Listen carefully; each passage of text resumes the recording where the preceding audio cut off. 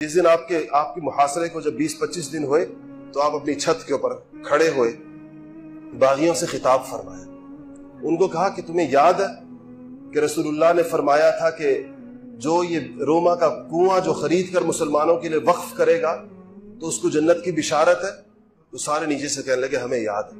अच्छा, किसने खरीद के वक्फ की? कहा आपने। कहा तुम्हें याद है कि रसूलुल्लाह ने फरमाया था कि जो मस्जिद नबवी की तौसी के लिए जमीन का टुकड़ा खरीद कर उसके अंदर शामिल करेगा उसके लिए जन्नत वाजिब है। कहा हाँ याद है। कहा किसने खरीदा? कहा आपने खरीदा। कहा कि तुम्हें याद है कि जैशुल उसरा पे रसूलुल्लाह ने फरमाया कि जो इस लश्कर को तैयार करेगा और जो इसके अंदर पैसे लगाएगा उसके लिए जन्नत की बिशारत है। और मुझे जब मैंने ये पूरा किया तो आपने फरमाया कि आज के बाद उस्मान पर कोई दोष नहीं। तो कहा हमें याद है। तो कहा कि किसने किया? कहा वो आपने किया। तो कहा कि अल्लाह के बंदो, तुम्हें यह बात याद है कि हुजूर सल्लल्लाहु अलैहि वसल्लम ने फरमाया कि 3 वजूहात के अलावा मुसलमान की जान लेनी जायज नहीं है। एक ये कि वो शादीशुदा होकर जिना करे तो उसके ऊपर हद जारी होती है, यानी रजम होता है उसका। मैंने तो जमाने जाहिलियत में भी जिना नहीं किया, मैं तो जब मुसलमान नहीं था तब भी मैंने कभी जिना नहीं किया।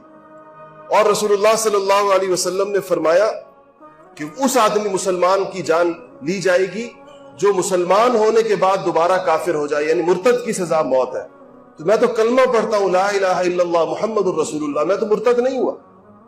और तीसरा, उस आदमी की जान ली जाएगी जो किसी दूसरे मुसलमान को, किसी इंसान को कत्ल करेगा तो किसास के अंदर उसकी जान ली जाएगी। मेरे हाथ तो लोगों के खून से पाक है, मैंने आज तक कभी किसी का कत्ल नहीं किया, तुम लोग क्यों मेरी जान के दर पे?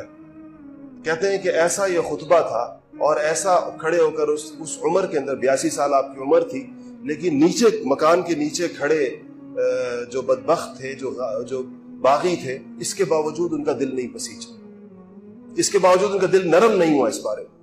और जिस तरीके के साथ, जिस मजलूमाना तरीके के साथ फिर आपकी शहादत हुई तो बागियों ने कहा कि उस्मान का जनाजा नहीं उठाने देंगे और उस्मान को बकी के अंदर दफन नहीं होने देंगे। बाज रिवायात में आता है कि 3 दिन आपकी लाश बेगोरो कफन पड़ी रही। फिर उम्मे हबीबा, उम्मुल मुमिनीन हजरत उम्मे हबीबा रजी अल्लाह ताला अन्हा अपने घर से निकली। एक रिवायत ये आती है, ये बड़ी जरी थी, आखिर अबू सुफियान की बेटी थी। तो कहा कि उन्होंने कहा कि वो लोगों, अगर उस्मान की लाश को आज दफन न करने दिया तुम लोगों ने तो मैं ज़ौजतुन नबी, नबी के घर का हरम, नबी की बीवी, बगैर पर्दे के निकलूंगी और उस्मान की लाश उठा के दफन करूंगी। जब उन्होंने ये कहा कि इस पर बागी थोड़े पसीजे कि ऐसा ना हो कि उम्मुल मोमिन कहा कि मैं बगैर हिजाब के, मैं बगैर निकाब के घर से निकलूंगी और मैं उस्मान की लाश को उठाऊंगी और मैं उसको दफन करूंगी। मैं देखती हूँ कि नबी की बीवी का रास्ता कौन रोकता है। उस पर उन लोगों ने इसकी इजाजत दी तो रात को आपका जनाजा उठाया गया।